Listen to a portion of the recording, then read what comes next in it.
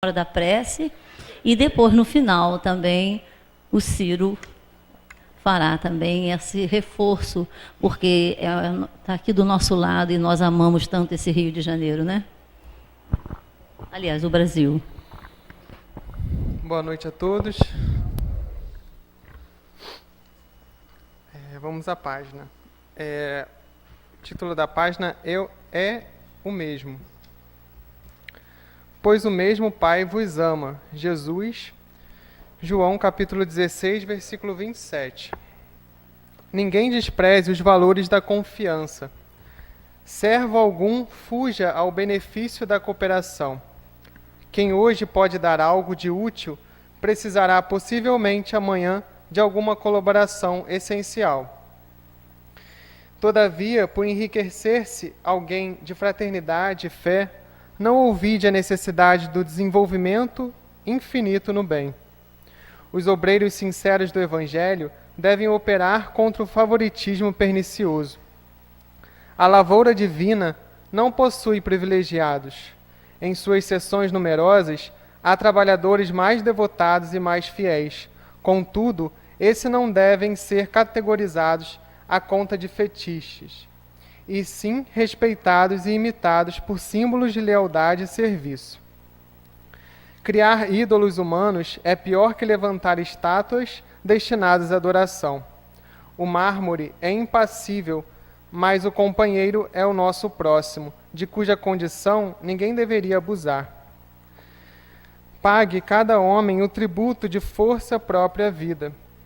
O Supremo Senhor espera de nós apenas isto, a fim de converter-nos em colaboradores diretos. O próprio Cristo afirmou que o mesmo Pai que o distingue ama igualmente a humanidade. O Deus que inspira o médico é o que ampara o doente. Não importa que asiáticos e europeus o designem sob nomes diferentes. Invariavelmente é o mesmo Pai. Conservemos, pois, à luz da consolação, a bênção do concurso fraterno, a confiança em nossos maiores e a certeza na proteção deles. Contudo, não olvidemos o dever natural de seguir para o alto, utilizando os próprios pés.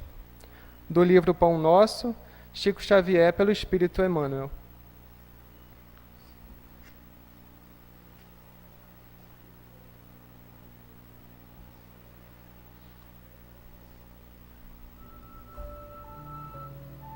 Uma boa noite a todos. Vamos fechar os nossos olhos, acalmar os nossos corações e refletir sob a luz da consolação, sentir o carinho, o conforto, o abraço desta casa, que nos possibilita nos nortearmos em modelo do Cristo, o nosso Mestre. Nos ajude com a nossa culpa, nos ajude a fortalecer as nossas virtudes que preparam o nosso caminho a Ti, e nos ajude, Senhor, a vencer as nossas paixões que nos desaceleram, que nos demoram. Mestre, abençoa toda essa equipe que aqui trabalha, abençoa nosso protetor de nosso país e fortalece aqueles que aqui residem, Senhor, sob a luz de Teu Evangelho, em foco do ensino moral, Senhor, que nos ajude a nos enxergar como protagonistas da nossa trajetória. Nos ajude, Senhor, a encontrar em nós o que necessita da Sua educação. Nos ajude, Senhor, aos trabalhadores a sermos também instrumento e ajude a todos nós, herdeiros, a sermos uma extensão das tuas características, Mestre. Nos vejamos, nos abracemos, como abre os braços o nosso Cristo. Que nos abracemos ao outro, que nos abracemos para a tua verdade, o teu caminho. Graças a Deus, Senhor, que assim seja.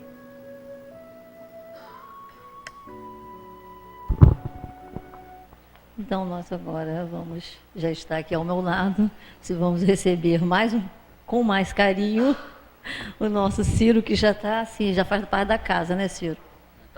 E Ciro hoje vai falar sobre... Ciro é de lá da Sociedade Espírita Sem Fronteiras de Araruama, muito amigo daqui da nossa casa, e ele hoje vai falar sobre Educa-te e terás um mundo melhor. Muito bem-vindo.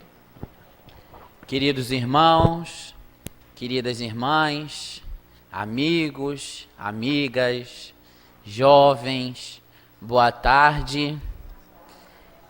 Espero que possamos ter uma tarde agradável de estudos. Aproveito também para dar boa tarde aos internautas através do site ctj.com.br, através das ondas do canal 11, Valdir, da FEB TV, 19 do canal da FEB TV e também do Facebook do Centro Espírita Trabalhadores de Jesus. Uma grande alegria imensa retornar a essa instituição de paz e amor. Trago o abraço carinhoso e fraterno dos irmãos da cidade de Araruama, mais especificamente da nossa instituição, a Sociedade Espírita Sem Fronteiras, que é uma instituição nova, é uma instituição jovem, que tem apenas 1 ano de fundação, realizou-se agora em setembro. E a gente sempre agradece o amparo, o apoio e o carinho dos irmãos e dos amigos que sempre procuram, de uma forma ou de outra, nos prestigiar. E quando a Elisa nos fez a proposta do tema, dessa temática em relação a Educa-te, a educação, para essa construção desse mundo melhor, essa construção desse mundo regenerado, nós poderíamos traçar muitos caminhos, muitas alíneas, porque a educação, ela nos remete a diversas coisas. Pode ser a educação escolar, a educação sexual, a educação musical, a educação mediúnica. Mas daí nós preferimos dar um foco específico, já que o nosso tempo ele é de 40 a 50 minutos, proposto pela instituição, em trabalharmos a educação moral. Porque, afinal, se todos nós formos educados moralmente, com certeza o nosso mundo será muito melhor em todos os aspectos das outras formas e entendimentos de educação. Certa feita, há muito tempo atrás, ouvi um companheiro dizer que a instrução mora na mente, e isso seria a razão. E a educação, ela mora no coração, ou seja, no sentimento. Quando nós temos a junção da razão com a educação ou da instrução, nós vamos obter o tipo de fé que a doutrina espírita nos proporciona, que é a fé raciocinada. Porque quando eu estudo e tento colocar em prática os ensinamentos de Jesus e os ensinamentos da codificação espírita, eu com certeza vou galgar passos dentre a lei de progresso, porque eu vou me melhorar como espírito. Nós não somos seres humanos, nós somos espíritos. Nós estamos seres humanos. Todos nós somos espíritos. Não nos esqueçamos disso. Porque muitas das vezes a gente fica se questionando das doenças, o porquê elas ocorrem. Muitas das vezes a doença, ela vem para nos proporcionar alguma espécie de educação, alguma espécie de entendimento que eu ainda não obtive. Rememoremos o caso do nosso querido e Senhor Jesus Cristo. Conforme questão 625 do Livro dos Espíritos, Allan Kardec pergunta aos imortais: qual guia mais perfeito em que Deus teria oferecido para a humanidade? Os amigos espirituais então nos respondem: vede Jesus.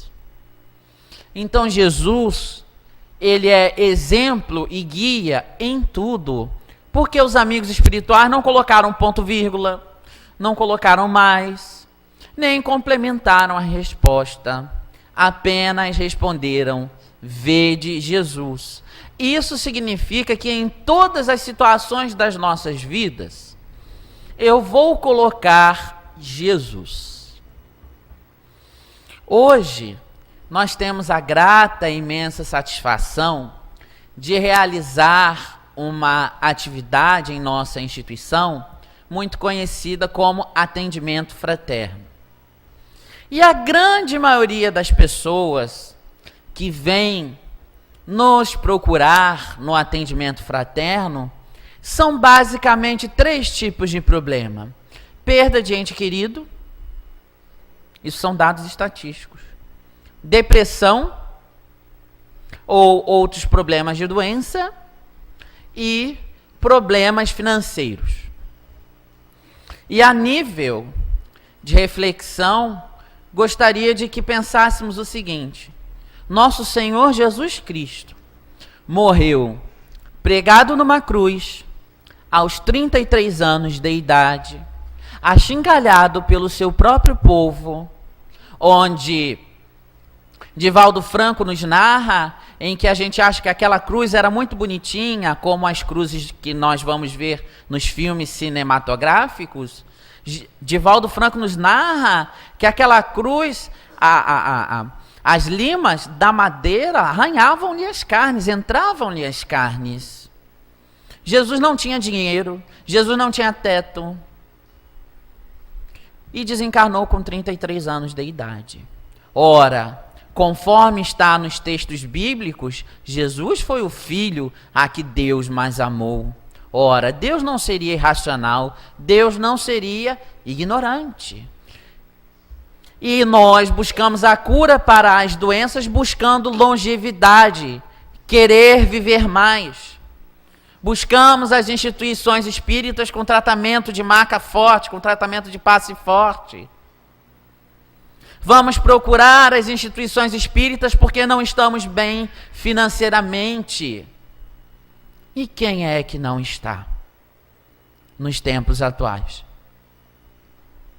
Nos olhamos e nos enxergamos como sendo aquele último caroço do saco de feijão, aquele mais brilhoso, mais bonito e mais especial. E reclamamos muitas das vezes que o nosso Pai eterno e divino não escuta as nossas preces.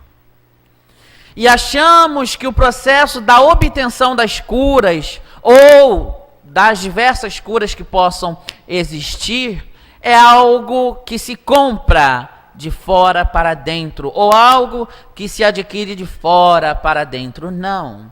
É algo que se adquire de dentro para fora. Observemos o exemplo de Jesus, maior pedagogo por excelência. Jesus escolhe dentre os seus apóstolos ou discípulos, tanto faz como prefiram chamar, Pedro, que era um ser totalmente ignorante, robusto, Quantos de nós não somos? Ou Maria Madalena, ou Maria de Magdala, que caminhou no erro do meretrício durante muitos anos. Quantos de nós não caminhamos num equívoco grande durante muitos anos? Ou ainda, Bartolomeu o Triste, que com certeza tinha depressão, tal qual muitos de nós estamos aqui hoje. Ou ainda, escolher o cobrador de impostos, escolher Tomé, aquele que só acredita vendo. Quantos de nós não nos identificamos com algum desses seguidores de Jesus? Vejamos que Jesus não escolheu ninguém perfeito para segui-lo, para caminhar ao seu lado. E nós, muitas das vezes, nos tolimos de seguir, de ter uma prática religiosa, porque não somos perfeitos. Emmanuel vem nos conclamar para tomarmos muito cuidado, porque isso pode ser preguiça. Então, ninguém aqui deve esperar ser anjo para praticar a caridade. Porque hoje nós habitamos num mundo de provas e expiações. Olha o nome do estágio em que nós nos encontramos, meus irmãos. Provas e expiações. Foi o próprio Cristo que disse: nesse mundo somente tereis aflições, mas tende bom ânimo. Eu venci o mundo e vocês também podem. Porque comigo o jugo é leve e o fardo é suave. Tomai a tua cruz e siga-me. Jesus em nenhum momento vem prometer cura. Jesus em nenhum momento vem prometer livramento. Não. Pelo contrário, ele vem oferecer apoio. Porque as grandes pedagogas, as nossas grandes educadoras morais, são justamente as nossas provações, das quais a gente quer tanto correr. Se eu tenho problema com a maledicência, com a fofoca, e que eu tenho dificuldade para domar e vencer isso, é justamente isso que eu vim para trabalhar nessa encarnação. Se eu sou um sexólatra, um drogadito, e tenho essas dificuldades, é porque é justamente isso que eu vim trabalhar nessa encarnação. Então a gente precisa estar muito atento com as nossas ações e com as nossas atitudes. E Jesus tinha uma postura firme com os seus apóstolos, porque muitas das vezes educar não é sempre dizer sim. Nós ainda temos uma visão muito piegas de Jesus. Quando a gente fala assim, o amor de Jesus, não, porque eu acredito no amor de Jesus, não, mas o amor de Jesus salva. Que amor é esse? Que amor é esse? Vejamos o exemplo quando ele e seus apóstolos a caminho para a cidade de Jerusalém, param no meio do caminho para descansar, e Pedro, então, amargurado, torturado ali pela situação que ele já estava prevendo que viria a ocorrer, ele chama o mestre e diz: mestre, não vamos a Jerusalém, porque senão irá te acontecer algo ruim. Jesus vira para Pedro com toda a autoridade moral que lhe cabia e disse: cala-te, Pedro, pois quem fala por ti é o diabo. Jesus fala isso com amor no coração. O amor que educa. Quando a caminho do Gólgota, ele recebe uma bela chibatada do centurião, ele vira-se e com seu olhar penetrante ele diz: covarde, por que me bate se eu nada te fiz? Ou então, quando na passagem dos vendilhões do templo, ele chama os fariseus de hipócritas e diz que estão fazendo a casa do Pai que deveria ser um templo de oração, em comércio. Será que Jesus faltou com amor naquele momento? Quando vem chamar aqueles homens a uma reflexão? Ou mesmo quando ele diz, vós sois uma raça de víboras.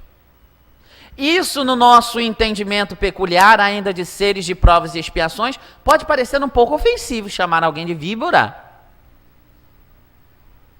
Só que Jesus conseguia fazer isso com autoridade moral, com amor no coração, com verdadeiro amor, que é um amor que a gente ainda não compreende.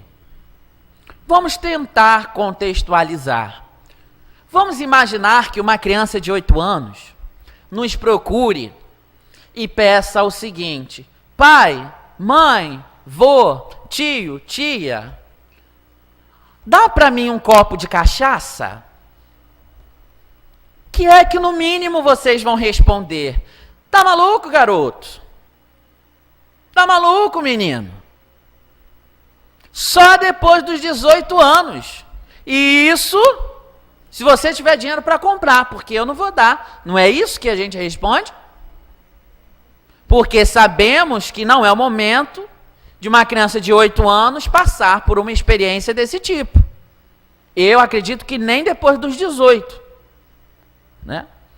Então, a pedagogia divina sobre nós, a educação divina sobre nós, funciona da mesma forma. Muitas das vezes eu oro em prece, Senhor, dá-me as condições financeiras melhor, mas não está no momento da gente ter. Porque se a gente ter, a gente vai tropeçar.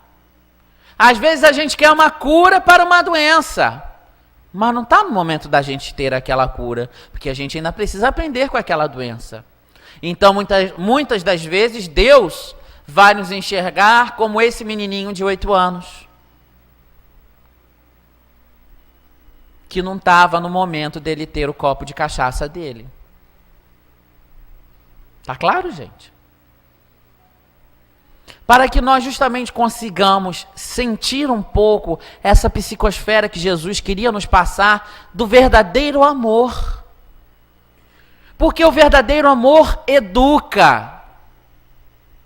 Emmanuel e Chico, no seu primeiro encontro, qual foi a única coisa que Emmanuel pediu para Chico no primeiro encontro? Ele não pediu, Chico, ame, ame e ame. Não. Emmanuel, espírito de alta envergadura, diz, disciplina, disciplina, disciplina. Pergunto a todos que nos escutam nesse momento, como está a nossa disciplina na vida? No capítulo 27 do Evangelho segundo o Espiritismo, os benfeitores espirituais vêm nos colocar que as preces normais provém do termo norma, normativa, que quer dizer lei. Então as preces normais, Érica, que os espíritos nos informam, são aquelas ao acordar e antes de dormir. Essas são as normais. Pergunto a vocês, como estamos nós nessas preces normais? Estamos conseguindo fazer uma boa prece ao acordar e antes de dormir? Não estou nem falando das outras, estou falando só dessas duas. Será que a gente acorda de manhã, de qualquer jeito, quem tem filho, dá café da manhã para a filha, bota para a escola e depois sai correndo para o trabalho? E quando chega do trabalho, vai pôr a cabeça no travesseiro, diz, Pai Nosso, e depois cai em ronco? Ora, Ciro, mas o que isso tem a ver com o processo de educação moral? Porque a prece é tudo em nossas vidas, meus irmãos. A prece e comunhão é estar junto de Jesus, de uma forma mais íntima, e dos nossos anjos e guias protetores. Que é nesse momento que nós vamos receber os nossos maiores tratamentos. E essas são as normais. Aquela que deve ser lei para todo aquele que é candidato a ser espírita. Sem contar as durante o dia, quando eu me estresso no trabalho, com um companheiro de trabalho, ou na repartição pública, Ou o professor se estressa com o aluno, se retira, diz que vai ao banheiro, vai tomar um copo d'água e faz a conexão, porque a prece não necessita ritualismo, não vem nos suscitar misticismo. É a comunhão, é o pensamento. E nós devemos buscar estar em comunhão com a boa espiritualidade o tempo todo. Ou será que nós somente somos espíritas domingo às 18 horas da tarde, quando viemos para o CETJ?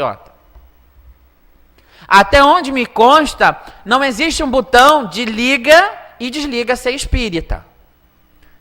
Ainda mais quem tem mediunidade ostensiva que sabe. Tem um botão que liga a mediunidade e outro que liga, e outro que desliga a mediunidade. Não tem, não existe. Então nós temos que procurar ter essa vivência cristã o tempo todo.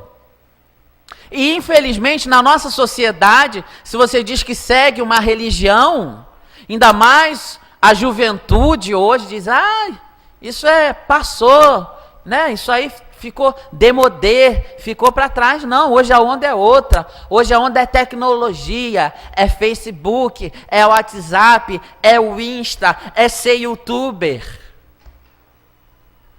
Gostar de Jesus ficou demodé. Ser religioso ficou demodé. Nossa, mas você não bebe porque você segue o espiritismo? Sim, eu não bebo porque eu sigo o espiritismo. Nós, enquanto espíritas, precisamos estar na sociedade para testemunhar e fazer o papel a que nos cabe. Fazer o papel a que nos cabe. Jesus já vem nos alertar, dizendo: dai a Deus o que é de Deus e dai a César o que é de César. Então, quando eu penso em furar uma simples fila de banco, que eu chego e entrego os meus pagamentos para alguém que está lá na frente da fila, eu estou sendo corrupto, iguaizinhos àqueles que a gente reclama que estão governando o nosso país e o nosso estado. Nós somos aquilo que nós plantamos. Se hoje está assim, nós plantamos isso. Nós temos que ter a concepção exata da lei de causa e efeito, uma das 10 leis morais que está lá no Livro dos Espíritos. Se a situação chegou do jeito que chegou, é porque nós permitimos isso. E o espírita, que eu particularmente, eu só posso falar de espiritismo, gente, porque eu nasci dentro do espiritismo, eu não conheço outra doutrina para falar de outra doutrina. Mas nós espíritas ainda ficamos muito assim, não, mas a espiritualidade vai prover por isso aí. Não, deixa que a espiritualidade vai dar um jeito nisso aí. E a nossa parte, aquilo que nos cabe? Aí quando a gente vai lá no Livro dos Espíritos, está escrito o quê? Que o mal é ousado e o bem é tímido. Será que nós estamos sendo tímidos na sociedade? Hoje a gente, entre nós, não podemos expor uma opinião um com o outro. A gente fala sobre tanto de intolerância religiosa, mas hoje impera dentro do nosso movimento um outro tipo de intolerância, chamada intolerância intelectual. Quando você pensa diferente de mim, não, você não presta, eu não gosto de você. Eu gosto daquele porque pensa igual a mim. Isso não sou eu que estou dizendo. Os espíritos vêm trazer-nos esses alertas no livro Perturbações Espirituais, do mentor Manuel Filomeno de Miranda, um dos guias do médium Divaldo Pereira Franco. E eu sei que aqui eu preciso falar o nome dos livros pausadamente, porque o pessoal da internet, todo mundo pergunta depois. Então o título do livro é Perturbações Espirituais. E nós precisamos estar atentos a isso. Hoje a moda no movimento espírita é dizer que Allan Kardec está desatualizado. Passou. Como, meus irmãos? Como nos ensina o doutor Andrei Moreira, creio que aqui a grande maioria o conheça da Fraternidade Sem Fronteiras, ele vem nos dizer, em uma de suas belíssimas oratórias, que Allan Kardec ainda é um grande incompreendido do movimento espírita. Herculano Pires no ano de 1974, vem lançar um livro chamado Curso Dinâmico de Espiritismo. Embaixo, no subtítulo, O Grande Desconhecido. Então, o espiritismo, a moral espírita, ainda é um grande desconhecido para nós. Allan Kardec foi um grande pedagogo. A gente não pode esquecer a figura de Allan Kardec dentro da educação como pedagogo. Foi educado e preparado para a sua missão por ninguém menos que Pestalozzi. Se recordarmos aí na reforma do ensino médio, a todo tempo Pestalozzi estava sendo citado. Então olha a importância tanto de Pestalozzi quanto de Kardec para a humanidade. O professor Rivail, que era o seu nome comum, lançou diversas obras de caráter educacional francês. Durante 19 anos após o seu desenlace, a gramática mais atualizada que a França tinha era do professor Rivail. Então, olha a importância que esse homem dava à educação. Porque a educação de Pestalozzi, do Instituto de Yverdon, não tinha muita coisa que ver com o tipo de ensino que a gente tem hoje aqui. Quem é pedagogo aqui, por favor, levante a mão. Quem fez a faculdade de pedagogia. Só temos uma companheira lá atrás, duas. Vão lembrar que se falou muito de Pestalozzi lá na época. Se falou muito de Pestalozzi lá na época da faculdade de vocês. E graças a Deus, hoje o nome de Pestalozzi retornou. E Pestalozzi é citado como missionário no livro Brasil, Coração do Mundo, Pátria do Evangelho. Então, anos depois, o nome de Pestalozzi vem ressurgir numa discussão de reforma do ensino médio. Olha que glória isso é para o Espiritismo. Coisa que o Espiritismo já falava e já proferia lá atrás. Então, olha as comprovações científicas espíritas. Como ainda duvidar, meus irmãos, de todas as 10 leis morais do Livro dos Espíritos? Deus é perfeito? Todo mundo concorda aqui que Deus é perfeito? Então, as suas leis não podem ser imperfeitas, porque para ser criado algo imperfeito, esse ser deveria ser imperfeito. Se Deus é perfeito, o conjunto de todas as suas leis são perfeitas. Todas aquelas 10 de O Livro dos Espíritos, lei de adoração, lei do progresso, causa e efeito, e todas as outras. E no nosso processo de educação moral espírita, temos que conhecer profundamente o Livro dos Espíritos. Os espíritas não conhecem o Livro dos Espíritos. Como diz nosso querido Raul Teixeira, que esteve aqui na semana passada, quem teve a oportunidade de conhecê-lo, tenho certeza que foi muito gratificante. Ele veio nos dizer o seguinte, em uma de suas grandes oratórias, que o espírita só conhece espiritismo de ler o Evangelho em casa, pedacinho, aleatoriamente durante o culto do Evangelho no lar. Isso não é ser espírita. Allan Kardec, no texto Projeto 1868, do livro Obras Póstumas, ele vem nos dizer do grande problema que já naquela época era a falta de unicidade dos conhecimentos do Espiritismo. Já naquela época. E ele vem nos dizer que não cabe mais, que já naquela época não cabia mais interpretação ao Espiritismo. Cabe compreendê-lo tal qual ele o foi codificado. Então não tem aquela história, não, eu leio, eu entendo de um jeito, o outro companheiro lê e entende de outro jeito, está tudo certo. Não, a gente tem que sentar e chegar no consenso. Essa é uma das maiores experiências divinas, meus irmãos, é a diversidade de pensamento. E conseguirmos juntos chegarmos a um denominador comum. Imaginemos se todos aqui gostássemos de cinza. Ia vir todo mundo vestido de cinza hoje para a reunião pública? As paredes iam estar pintadas de cinza? O teto seria cinza? Então, uma das grandes experiências divinas é a diversidade. É essa diversidade de pensamentos. Mas ali nós temos um corpo fechado, que não é aberto a interpretações. Já diz Allan Kardec, texto, projeto 1868 do livro Obras Póstumas. Vale a pena chegar em casa e dar uma conferida nesse texto. E nesse mesmo livro, chamado Obras Póstumas, por falar nisso, quem aqui já leu Obras Póstumas? Levanta a mão, por favor.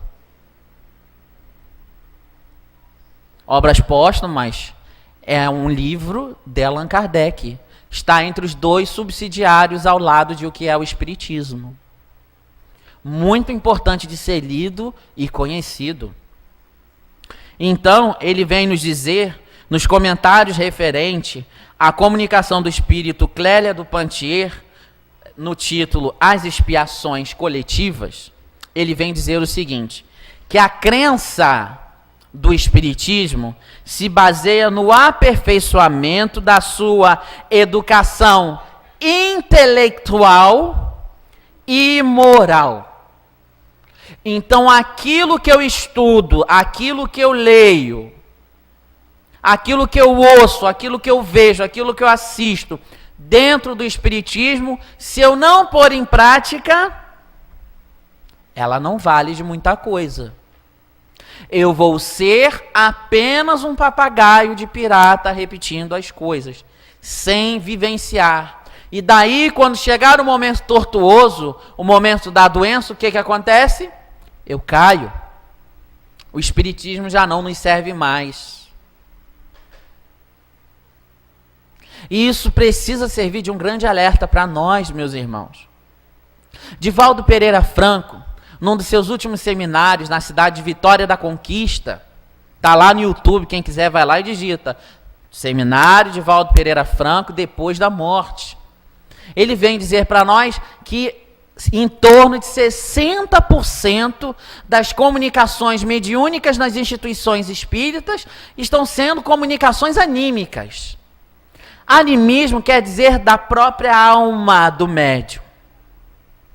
Não é que isso seja ruim, não é que isso seja negativo. Mas esse índice está muito alto, por quê? Porque não estamos sabendo educar a nossa moral para educar a mediunidade. Então a gente acaba usando a reunião mediúnica como um consultório psicológico, um consultório psiquiátrico. Como terapia. Não, eu estou indo para a reunião mediúnica para me tratar. Obviamente que há, de fato, o tratamento, mas é um tratamento indireto. Você está indo para uma reunião mediúnica trabalhar para Jesus. E atender outros irmãos que sofrem mais do que você. Irmãos desencarnados. Que sofrem mais do que nós. Naquele momento. Então a gente precisa estar muito atento a todas essas informações. Às vezes pode nos parecer muitas informações. Ai, Ciro, mas são 5 livros? É possível. Dona Ivone Pereira do Amaral, ela lia os 5 livros da codificação, que é o Livro dos Espíritos, o Livro dos Médiuns, o Evangelho segundo o Espiritismo, o Céu e o Inferno e a Gênese, todo ano. Ela pegava e repartia em páginas, somava, via quanto dava, dividia. E lia isso, né? Dividia por 365 dias do ano e lia a codificação completa, todo ano. E foi Dona Ivone do Amaral Pereira. Foi qualquer um. Ela venceu. É possível seguir o Cristo. Eu estou falando de Dona Ivone do Amaral Pereira porque durante mais de 60 anos de sua jornada, ela passou por depressão. Ela tinha depressão crônica. Porque Dona Ivone do Amaral Pereira tinha tido mais de 4 encarnações como suicida. Isso não significa dizer que quem tem depressão crônica foi suicida, gente, tá? Nós estamos nos utilizando do caso de Dona Ivone do Amaral Pereira. Ela teve mais de 4 encarnações como suicida seguidas. Então ela vem para tentar galgar passos um pouco maiores, ela vem com a mediunidade e vem dar voz a esses suicidas nas reuniões mediúnicas, nos livros.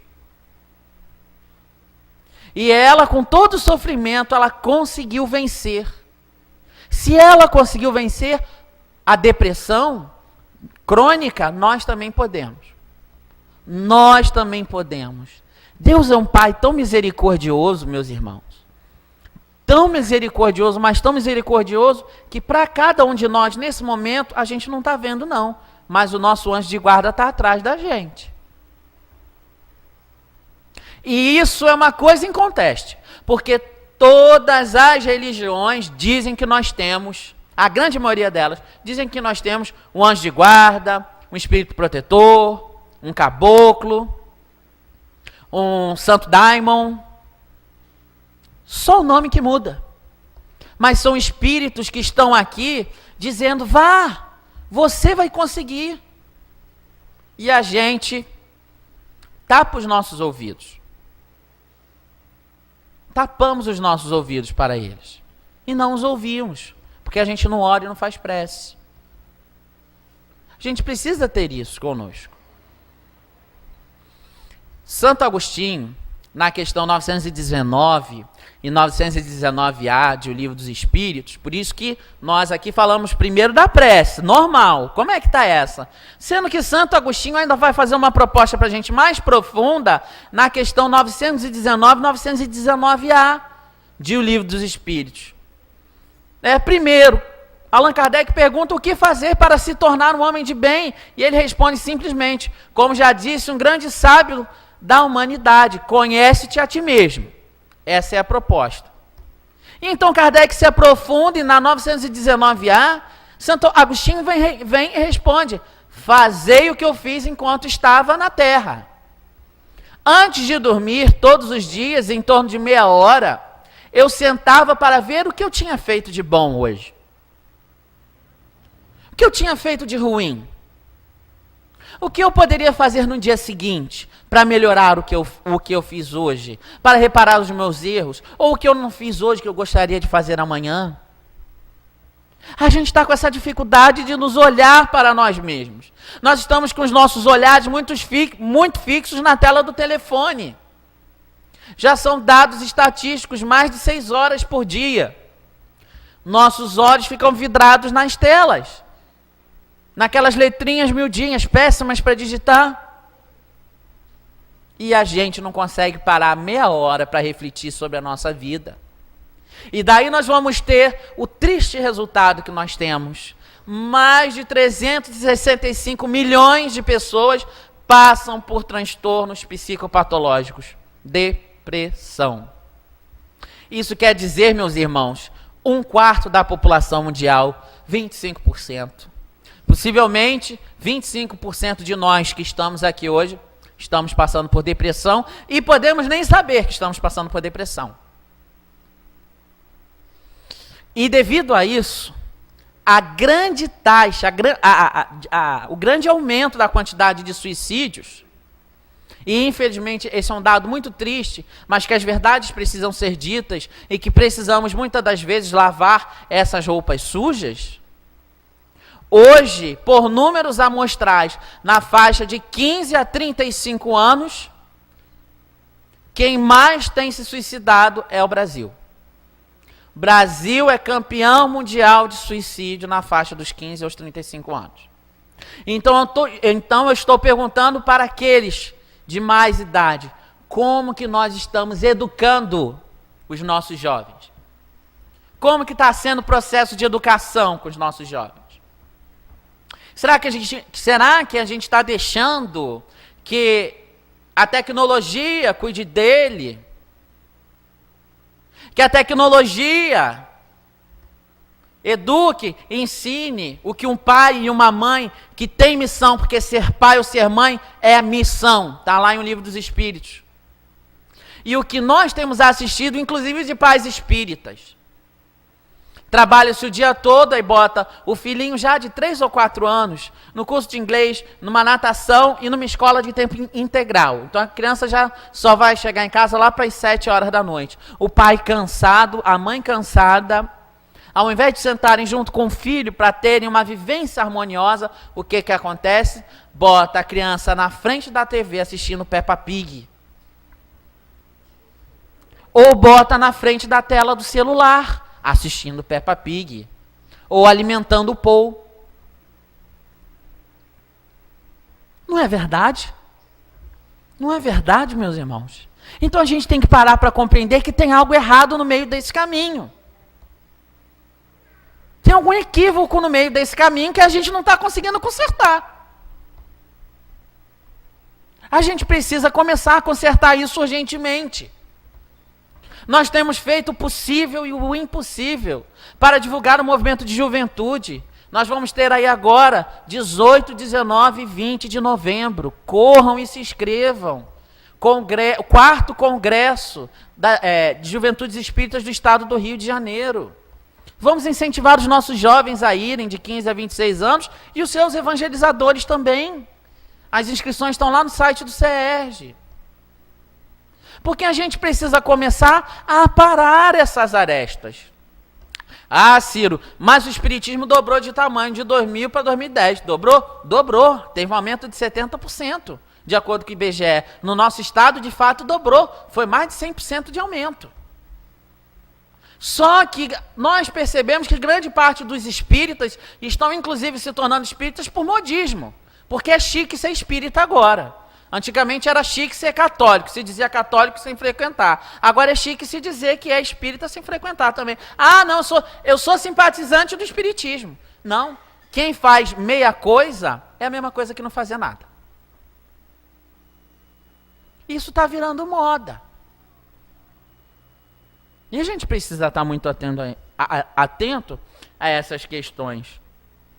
Na questão 927 do Livro dos Espíritos, em comentários à comunicação e à resposta do Espírito de Fenelon, Allan Kardec comenta o seguinte, que se a educação ela for bem compreendida, será a chave do progresso moral. Então a gente precisa compreender o processo de educação para conseguirmos desvendar essa chave moral. Como? Colocando cursos na Casa Espírita, de estudo sistematizado da doutrina espírita, o ESD, que estuda as 5 obras em conjunto, colocando grupo de juventude, colocando grupos de evangelização infanto, juvenil, de paz, o Grita, que funciona hoje. Precisamos fazer isso. A gente não pode mais ficar aqui, nas nossas zonas de conforto. Nós precisamos dar um salto. Ai, Ciro, mas domingo eu gosto tanto de tirar um soninho até mais tarde. Pois é, né? Chico Xavier não dormia. Narra-nos Haroldo Dutra, em conversa com alguns confrades de Chico Xavier, que Chico Xavier começava muitas das vezes, porque ele tinha o seu trabalho, né, do governo de segunda a sexta-feira. Então chegava, e de madrugada ele psicografava. Chegava no sábado de manhã, era aquela romaria, ele começava então os atendimentos e as psicografias às 6 horas da manhã. E ele lá tinha, né, o pessoal de sustentação e apoio. Quando dava 6, 7 horas da noite, já tinha gente tombando para o lado de sono, de cansaço, de fome. Chico estava lá, na psicografia, mandando carta para as mães.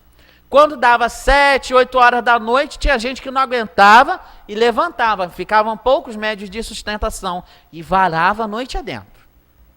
Quando dava 5 horas da manhã, Chico Xavier, então, encerrava a sessão e convidava alguns desses confrades vamos lá em casa tomar um cafezinho? Que horas que esse homem dormia? E a gente às vezes reclama porque no domingo eu não consigo dormir até as 8, até as 9 horas da manhã. Ai, mas tem seminário no Trabalhador de Jesus, eu vou ter que chegar lá. Não, domingo é o dia da família. Meus irmãos, sinto muito informar. Quem não sabia, fique sabendo agora. Dia da família é todo dia. Não é só domingo, não. Ai, Ciro, mas eu gosto de almoçar com a minha família no domingo. Por que não faz um jantar no sábado à noite? Ah, Ciro, porque aí sábado é a hora da balada. A gente precisa flexibilizar. A gente precisa flexibilizar. Durante a semana, por que não? Durante a semana, à noite, um dia que esteja disponível. Nós precisamos começar a encontrar esses miasmas sociais. Porque o Espiritismo não pode se eximir da sociedade. de viver em sociedade, porque Jesus viveu em sociedade. Jesus contextualizava os seus ensinamentos como? Através de parábolas. Ele ia para a sociedade e contava o dia a dia daquela sociedade, né? Conforme aquele povo entendia. Então, ele falava do quê? Da agropecuária, da pesca, do joio, do trigo, da pedra, dos denários, porque era isso que o povo conhecia. Então também não adianta na sociedade, eu ir lá e tudo, reencarnação. Não, porque tem pessoas que realmente não compreendem a reencarnação ainda. Mas vamos tentar buscar os nossos pontos em comuns? Vamos tentar achar. Eu estou falando isso porque no seio familiar é normal que um tenha uma doutrina, o outro tenha outra doutrina. Vamos buscar mais os nossos pontos em comuns, ao invés de encontrar tanto as nossas diferenças. E no termo obras póstumas, de título Credo Espírita, logo no preâmbulo, para encerrar as nossas reflexões da noite, Allan Kardec vem dizer para nós que será pela educação, mais ainda do que pela instrução, que se transformará a humanidade. Como que está a nossa educação no dia a dia? Com os nossos familiares, com os nossos vizinhos, com os nossos colegas de trabalho, com o companheiro na casa espírita, comigo mesmo. Como está? Será que eu estou me melindrando por qualquer coisa? Ah, não, mas a casa espírita está funcionando de um jeito que não me agrada. Busque outra tarefa dentro da mesma casa espírita. Está com dificuldade com o companheiro, chama para conversar. Qual é o problema nisso? Os grandes espíritos de luz dialogam horas a fio, a fim de chegarem num denominador comum. Está lá, em Brasil, coração do mundo, pátria do Evangelho. Ismael, muitas das vezes aflito, e Jesus acalmando, abrandando o coração dele. Óbvio, estamos aqui falando, né, em termos mais sorrateiros. O livro é um livro muito extenso. Mas eles também dialogam. Por que a gente se exime do diálogo? Da conversa que flui, que frutifica, a conversa que constrói, sem a maledicência no coração. Porque às vezes eu quero impor o meu ponto de vista, mas eu esqueço que é somente a vista de um ponto. Imaginemos se alguém olha para trabalhadores de Jesus de frente, de lá para cá, e outro que olha da outra rua, de lá para cá. Os dois vão estar vendo os trabalhadores de Jesus, mas cada um de um ângulo diferente. Então é assim que a gente constrói. Com diálogo, moral, conhecimento daquilo que está sendo dito. Não é eu querer sair dizendo e colocando as coisas de qualquer jeito, não. Tem que estudar primeiro, Allan Kardec falou aqui. Estuda, se instrui. Controla a sua moral. Moral retilínea. E depois, sim, vá opinar. Vá procurar melhorar o meio em que você vive, melhorar a casa espírita, as tarefas, as atividades, o que quer que seja. E pedimos ao nosso Senhor Jesus Cristo que nos abençoe sempre, que possa colocar em nós o verdadeiro amor, o real amor, remover de nós o milindre, que ainda é o câncer, é a maior chaga do movimento espírita, ainda é o milindre. Ninguém pode falar nada para o outro, que o outro já se magoa. Às vezes é uma arrumação diferente de cadeira, o outro já fica num estado de frenesia. Ah, mas você está tirando a arrumação que eu fiz. Não, irmão, a intenção não é essa. Coisa tão pequena. Quando nós temos uma eternidade de problemas ainda para frente. E estamos nos preocupando com as coisas pequenas. Jesus, quando falou para toda a humanidade. Os ensinamentos do Cristo serão eternos e não serão modificados jamais, porque Ele veio nos mostrar as leis divinas, e as leis divinas são imutáveis. Muita paz, meus irmãos. Queremos agradecer ao nosso irmão Ciro, como sempre, né? Fazendo essa reflexão para todos nós. E nós queremos convidá-los